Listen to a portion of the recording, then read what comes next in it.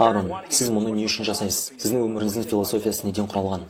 Менің ойымша, өмірдің маңызы өзіңді жақсы көруде. Егер сен өзіңді жақсы көрсең, басқа ештеңе маңызды емес. Өзіңді жақсы көру бұл өзіңді құрметтеуді білдіреді. Егер сен өзіңді құрметтесең, демек әлдекім бір игі іс жасаса, құрметтейтіндей іс-әрекет жасауың қажет. Егер саған өз болмысың ұнамаса, онда өмірдің мәні не? Сен әлемдегі барлық ақшаны иемденуің мүмкін, бірақ айнаға қараған кезде, одан көргенің саған ұнамаса, мұның маңызы қандай? Сондықтан мен үшін ең маңыздысы бұл менің өзімнің болмысым, және басқалар жасаған жағдайда құрметтейтін өзімнің іс-әрекеттерім. Және сен өмірде адалдықпен, шындықпен өмір сүресің. Мүсінші балшықтан мүсін сомдағандай, адам өзінің мінез-құлқын қалыптастыруға мүмкіндігі бар деп есептеймін. Бір ескі мәтел бар: барыс ешқашан өз орнын ауыстырмайды деген. Мен бұған сенбеймін. Адамдар өздерінің мінез-құлқын толық қалыптастыруға қабілетті деп есептеймін. Және бұл қағиданы өз өміріме енгізгім келеді. Бүгін мен 30 жыл бұрынғы болған адам емеспін. Мен көп нәрсені өзгерттім. Себебі бұрынғыдан сәлде болсын, жақсы болғым келді. Және менің философиям өзіңді жақсы көріп,